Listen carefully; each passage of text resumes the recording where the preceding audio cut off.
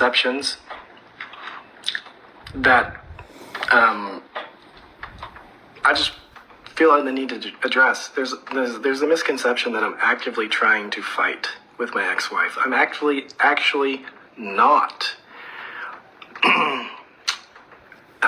Yes, I came out in the beginning and said I was getting a divorce because I was upset, and it was a way to ensure to myself that I wouldn't go back because it was very toxic. And toxic relationships happen sometimes to the best of people and sometimes to the worst of people. But it didn't need to turn into this. Like, you know, she said some things about me, I said some things about her in the beginning. We're talking back in March of 2022. And through this process, I've basically had my life turned upside down, and this has consumed my life. I've had to spend every spare dollar that I have to defend myself in 2 different court systems to defend my right to be a father. And that's what this is all about. This is all about punishing me for wanting to be a father to my children. Because I could have easily walked away and just paid child support and saw them on the weekends sometimes. But this whole fiasco since March of 2022 to nearly July of 2024 is simply because I want to be a part of my kids' lives. And I refuse, even if it destroys everything else that I love in life, I refuse to not be a father to these children and raise them with integrity, respect, empathy, gratitude, and just teach them how to be good people.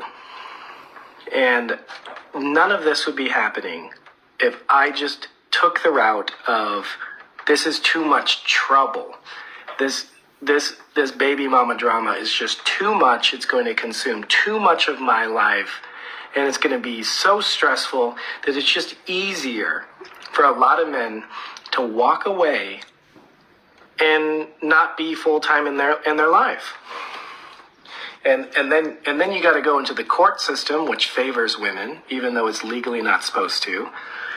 And you basically have to it basically consumes your entire life. So let's recap the facts. In January 30th is the exact date, in 2023, after we have already come to a divorce agreement and agreed to not talk about each other on social media, a month later, she publishes a book that's complete, full of lies. Even my nanny came to social media and be like, she's lying. Like that, at least that portion of the book. She's like, no, like, it's ridiculous. And then subsequently, over the next year, it was, I beat her up till she had a miscarriage. I slapped her all the time. Like, I was painting me out to be such an abusive man, which I was not, by the way. Did I call her some choice words when I questioned the paternity of my child? Yes. What made me question the paternity of her child? She told me. So many men would have much worse reaction than I did. But I mean, at this point, I don't know if it was true or she just lied to me so that she could record me saying some choice words to her when I'm furious and then post it on the internet.